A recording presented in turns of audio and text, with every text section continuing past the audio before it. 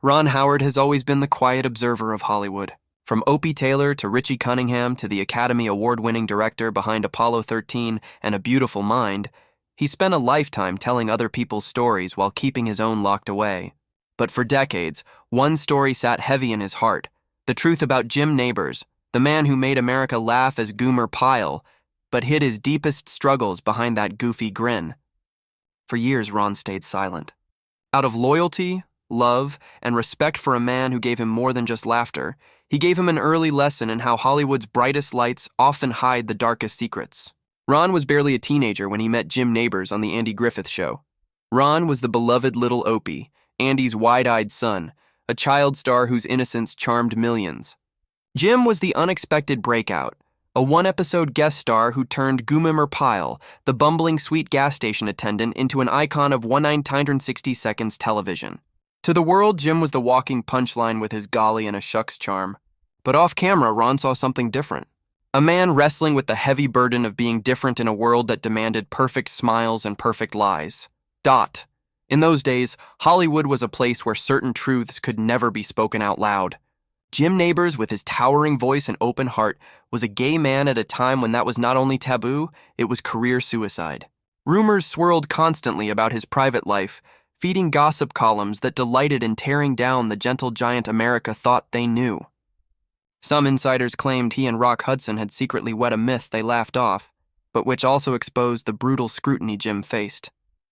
For Ron, watching Jim navigate that spotlight while protecting his truth was one of the earliest glimpses he got of how cruel Hollywood could be behind its shiny facade.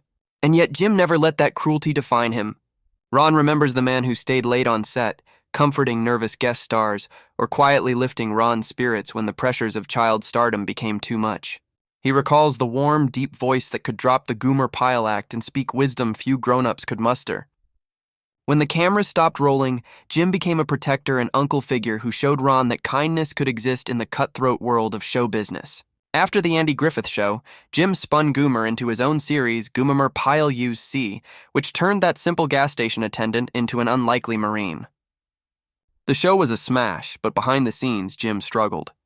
He was expected to be on all the time, to be funny, sweet, harmless. Rumors about his personal life never stopped swirling. He found refuge in his singing aside that shocked fans who only knew him as Goomer.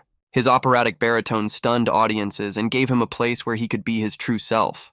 If only for a few minutes at a time, years passed, and while Ron's career exploded behind the camera, Jim faded into the shadows of Hollywood, living quietly in Hawaii with his longtime partner, Stan Cadwallader.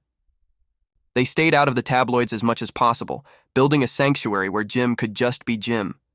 But even as the world changed and acceptance grew, Jim stayed private. He never paraded his personal life for the cameras, and Ron respected that silence, never speaking publicly about what he knew, because the trust they built on that old soundstage was worth more than any headline. When Jim died in 2017, tributes poured in from old co-stars and fans who remembered the gentle giant who made them smile. Ron Howard stayed quiet, processing his grief privately. But recently at an event celebrating the Andy Griffith Show, Ron finally opened up about what Jim meant to him. He spoke of the kindness, the music, the behind-the-scenes encouragement. He spoke of how Jim helped him see that Hollywood's biggest stars are often its loneliest souls, and that real courage isn't in the spotlight, but in living your truth, even when the world refuses to accept it. Ron's voice cracked when he talked about Jim's final years, how he found peace in Hawaii, singing for neighbors, tending his garden, and loving without fear. He called Jim one of the bravest people I ever met, not for any public act, but for surviving decades of whispers, innuendo, and judgment, yet never letting bitterness creep in. He said Jim taught him that family isn't just blood, but the people who see you as you are and stay anyway. In breaking his silence, Ron reminded fans that behind every goofy golly was a man who gave everything he had to make others smile while fighting a battle they could never see. And maybe that's the real legacy of Jim Nabors. Not just the laughs, but the quiet courage, the hidden heartbreak, and the reminder that sometimes the biggest heroes are the ones who don't look like heroes at all.